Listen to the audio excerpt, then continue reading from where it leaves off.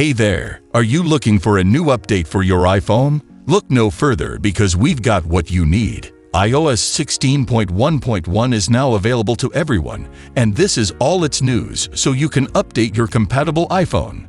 What's it all about? Watch this video to the end and thank me later. But first, please like and subscribe to this channel, and then sit back and relax.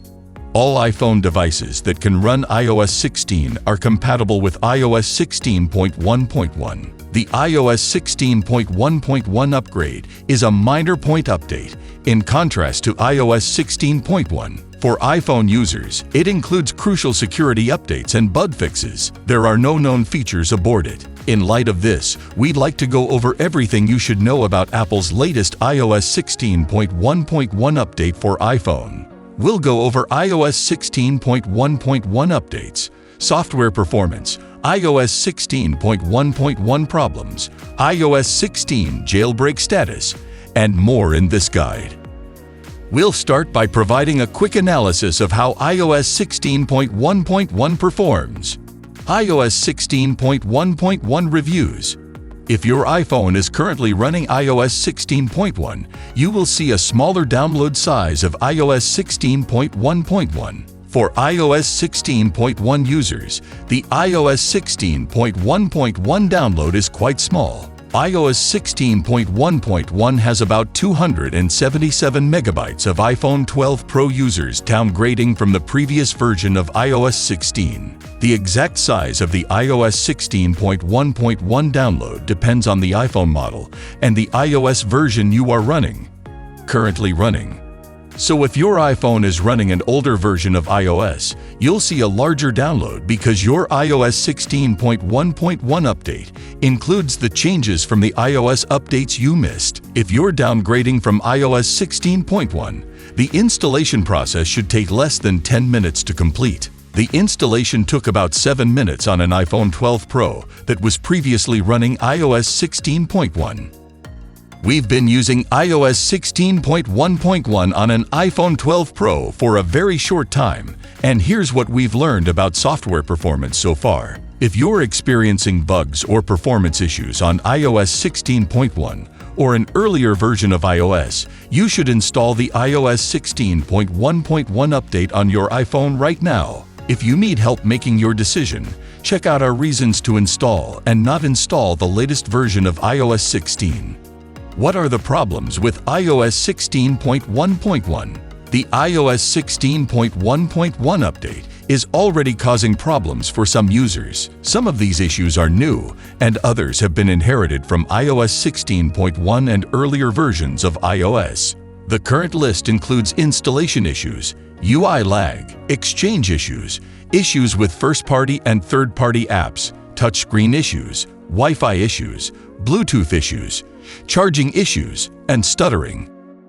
Apple is currently rolling out iOS 16.1, which means you can downgrade your iPhone software back to the older version of iOS 16 if iOS 16.1.1 starts causing problems. You cannot downgrade to a version earlier than iOS 16.1. Keep this in mind if you are having a good experience with iOS 16.0.3 or earlier. Once you switch to iOS 16.1, you can't go back.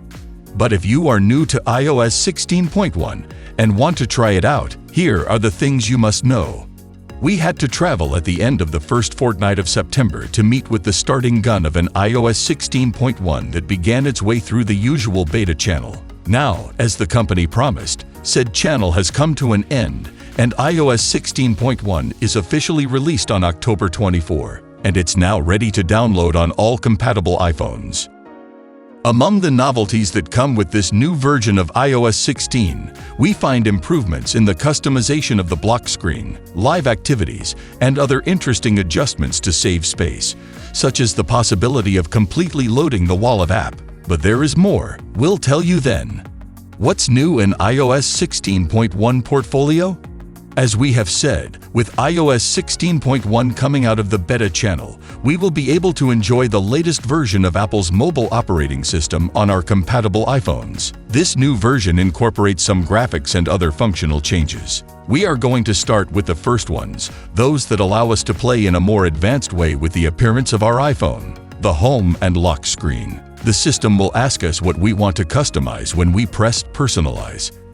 Hello battery percentage. It's over that showing the battery percentage in the status bar is a thing of a few models.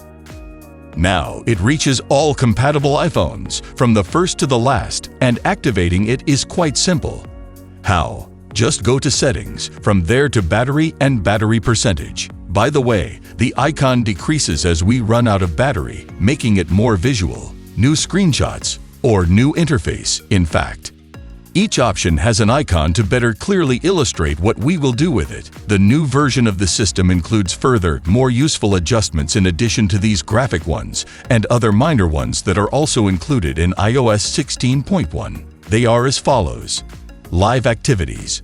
Live Activities return to iOS 16.1 in the form of APIs for developers.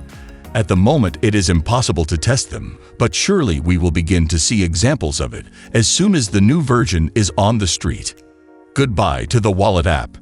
But only if we want to, so you've got to be very careful. Apple has reversed the decision that prevented the complete removal of the Wallet app from our iPhones. That ended. Now that we can send it to the app's limbo and download it whenever we're interested, we can save all the space it takes up. Apple is a lover of clean energy, but it appears to be limited to Americans. When this option is turned on, our iPhone will be able to determine which electrical network it is connected to and charge only when there are more renewable energy sources present in the network.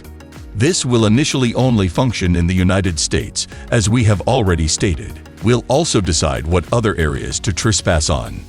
Matters arrive. Through iOS 16.1, the new home automation standard that is compatible with HomeKit debuts on iOS. It appears to still have some issues as of right now, but they will be fixed. Even though it is currently not very common, this change makes iOS 16.1 compliant with the standard. The Stage Manager changes.